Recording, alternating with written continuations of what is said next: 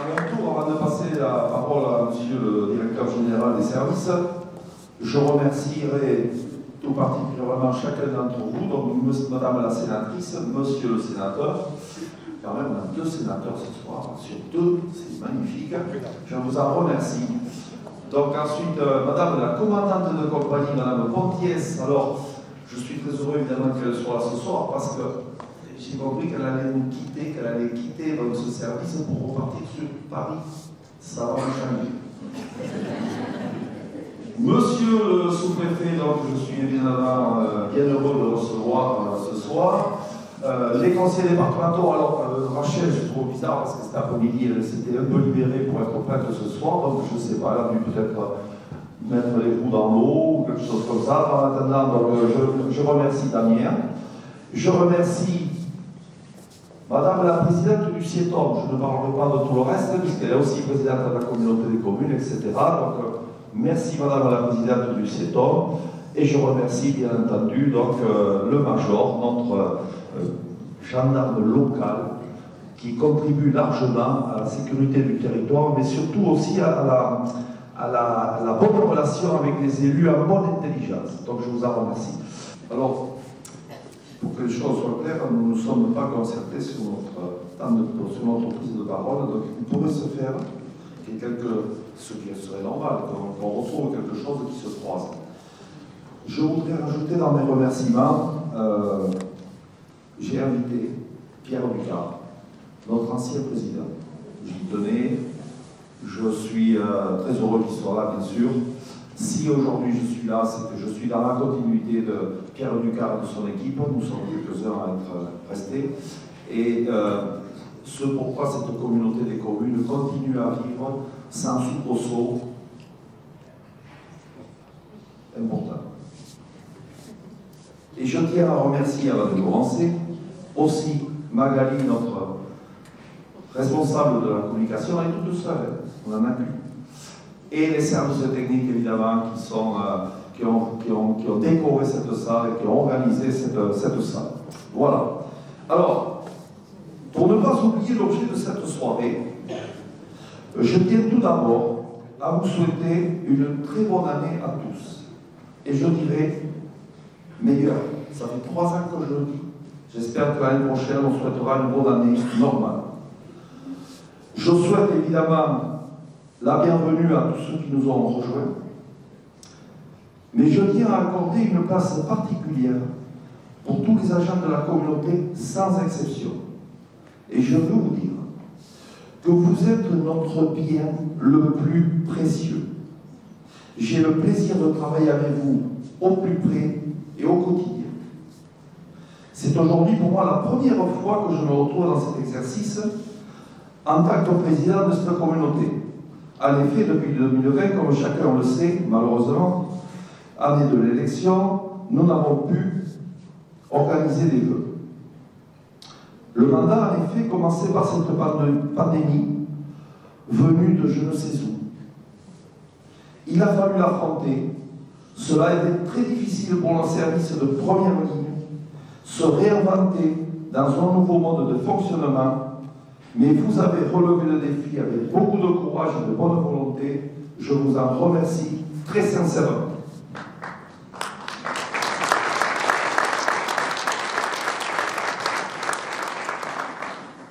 La pandémie ne suffisant pas, nous avons dû également gérer des inondations.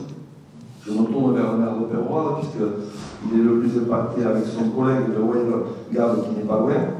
Ceci dit, à l'occasion de la visite du ministre de l'Intérieur, nous avons pu bénéficier du dispositif Mi-Rapide, qui nous a permis, ou qui nous permet, de mener des études qui sont prises en charge à 100%, pour tous ceux qui le souhaitent, puisque là on parle de défense individuelle. Et en ce qui concerne les travaux, donc je le rappelle, qui seront quand même pris en charge à 80% sur le fonds Barnier. Alors que l'on commençait à voir le bout du tunnel, voilà que les désordres mondiaux provoquent une toute autre crise, tout aussi violente, qui s'impose à nous, et nous devons nous mettre encore en mode guerrier, afin de surmonter ce que nous vivons aujourd'hui. Et permettez-moi une vive pensée pour tous ceux qui vivent dans la guerre, dans le froid, dans le manque de démocratie, je pense à l'Iran éventuellement, et tous ces gens-là qui malheureusement n'ont rien demandé et qui subissent. J'ai confiance. L'homme a capacité à se transformer et à trouver des solutions. Heureusement, pendant ce temps, il faut bien qu'il y ait des points positifs pour trouver un équilibre, une attractivité soudaine. Je me suis perdu. Heureusement, pendant ce temps, notre territoire connaît une attractivité soudaine. Donc, une dizaine d'entreprises viennent s'installer sur notre territoire avec de nombreux emplois à la clé. La vie économique, c'est notre force.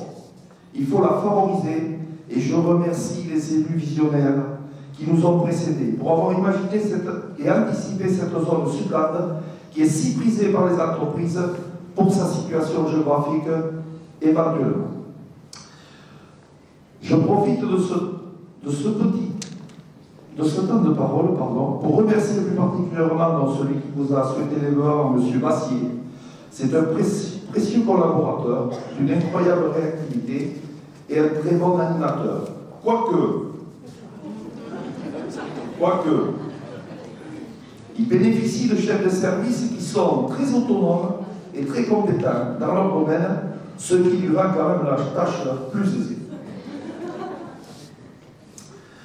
Donc pendant ces 3 années en plus de la gestion de crise de Covid, de nombreux projets ont été à l'étude. En début de mandat, souvent, on étudie.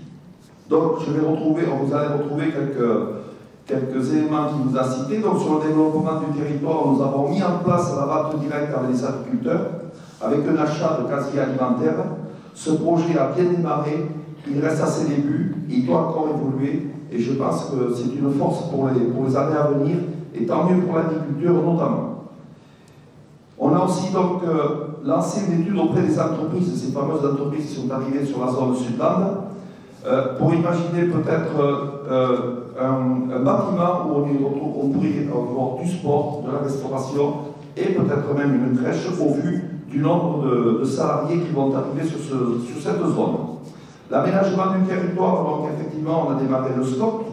On a aussi mené une étude qui me paraîtra intéressante pour l'avenir sur la voie verte de l'ancienne voie du tramway. Et oui, nous avons un tramway dans notre territoire. Nous avons fait une étude sur le PCAE-T, comme tout le monde, une étude aussi sur l'équipement des toitures des bâtiments intercommunaux en panneaux solaires pour de l'autoconsommation.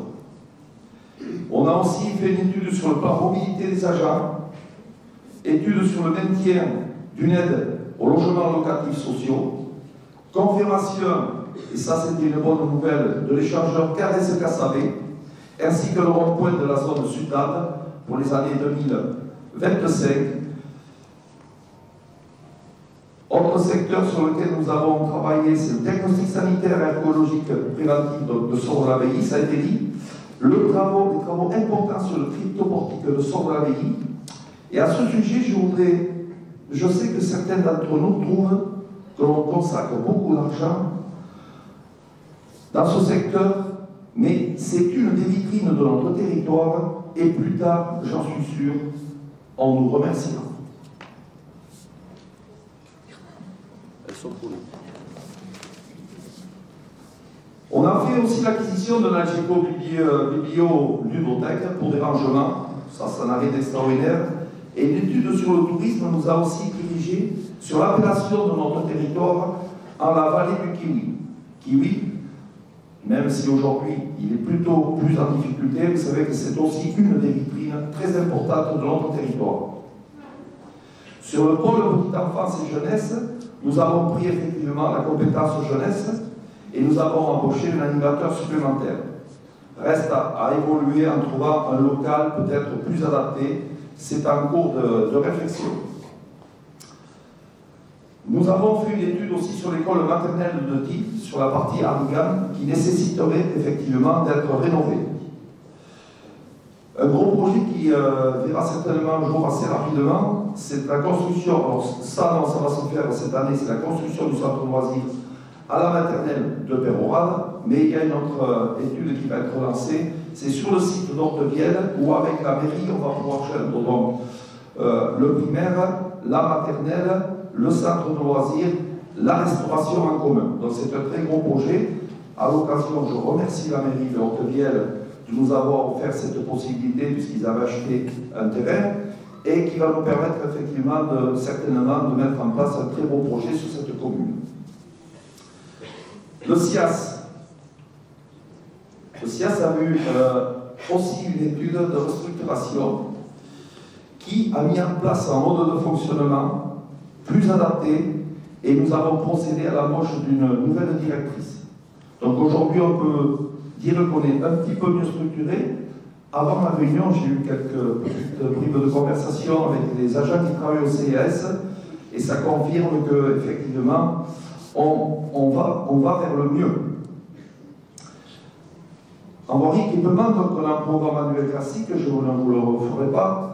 Des travaux de raccordement électrique au foyer de Peyrehorade, puisqu'on va récupérer donc, des locaux dans lesquels on a la mission de faire des locaux pour des saisonniers de toute catégorie. Hein. On ne parle pas que des saisonniers du kiwi, ça peut être des saisonniers à la Célétrame, ça peut être des saisonniers à Monsanto. On est dans un territoire où on a beaucoup d'emplois saisonniers, et le logement peut être un obstacle. Donc on essaye à travers ça de trouver de nouvelles solutions et d'offrir des possibilités pour que des gens puissent venir, même ponctuellement et de loin. Nous avons procédé à des travaux à la piscine et à l'agrandissement des vestiaires, ça c'est déjà fait, et on va continuer. Alors je parle de la piscine de Peyrehorade, puisque c'est la piscine de Peyrehorade qui est compétence communautaire, et on procédera encore à des aménagements extérieurs pour améliorer encore la qualité de cette piscine. Équipement divers dans tous les services, et achat et renouvellement de véhicules communautaires, dont un électrique. Alors nous n'avons pas une flotte importante, je pense qu'on a une flotte qui correspond à nos besoins, mais il se fait que de temps en temps, il faut aussi les renouveler. Donc on va passer un petit peu aux réalisations 2026. Donc évidemment, je vous l'ai dit, ça sera la maternelle de Qui, après avoir fait l'étude, donc la construction au centre loisir de Peyrehorade de la maternelle. Le pôle donc, que je vous ai expliqué à la mairie sur le terrain d'Ortevielle. La mise en œuvre et l'aménagement de la voie verte, donc ça sera aussi un grand sujet, j'espère qu'on pourra le réaliser. Le lancement d'une étude plateforme, je vais y arriver, multimodale à Peyrehorade. Donc ça c'est des projets, on va y travailler, j'espère qu'on arrivera à les concrétiser, parce que de toute façon c'est l'avenir de demain. Suite aux études du bâtiment multiservice, donc comme je vous l'ai dit tout à l'heure, j'espère qu'on concrétisera le bâtiment multiservice sur la zone donc, de Sutande. On a aussi la mission d'aménager la route du siège de la communauté, donc qui va lier le rond-point de la commune, en fait, de la commune de Peyrehorade jusqu'à la communauté des communes, pour la sécuriser avec trottoir, etc., que les gens puissent venir à pied avec une poussette ou autre. Tous ces projets auront évidemment un coût économique important. Et nous avions demandé une étude sur les finances de la communauté. Et la finalité, là, on a eu le rendu de cette étude de cette semaine, donc c'est tout frais. La finalité de cette étude récente nous conforte dans la faisabilité de nos projets envisagés. Alors quand je dis nous conforte, c'est pas certain, puisqu'aujourd'hui, donc, il y a des banques qui prêtent peu ou pas, ou qui prêtent cher, donc on verra bien qu'est-ce qu'il en sera. Est-ce que les prix des matériaux vont évoluer ou vont peut-être redescendre? Donc, on fera comme au fur et à mesure en fonction de ce qui se passera. Alors j'avais marqué un gros mot, c'est pas joli, le mercato. Je sais que certains n'apprécieront pas, mais c'est pas grave. Il a dit tout à l'heure, certains de nos agents sont partis. Alors certainement qui se sont inscrits directement dans le plan CET, puisque des agents qui nous ont quittés habitaient plutôt sur le territoire basque. Donc ça fait un peu loin, évidemment, à un moment donné, quand l'essence est chère, ça compte. Et inversement, nous avions des agents qui travaillaient sur la zone basse, qui sont revenus chez nous. Donc voilà, ça fait ce qu'on espère avoir d'ailleurs aussi dans l'étude, c'est plutôt que de faire revenir, d'imaginer des transports. Si chacun travaillait chez lui dans la mesure où il trouve le travail qu'il cherche, déjà je pense que ce serait une petite amélioration. Donc comme vous avez pu le constater, nous avons une activité débordante et passionnante. Pour ma part, et c'est avec grand plaisir que je travaille au quotidien avec les élus de la communauté. Je tiens à remercier plus particulièrement mes collègues du bureau pour leur assiduité et leur engagement dans sa compétence. Je tiens également à remercier nos 2 conseillers départementaux avec qui j'entretiens une relation efficace. Alors, j'ai avec moi le bulletin communautaire. Je suis le seul à l'avoir parce qu'il vient de sortir, il est dans les couloirs de la communauté.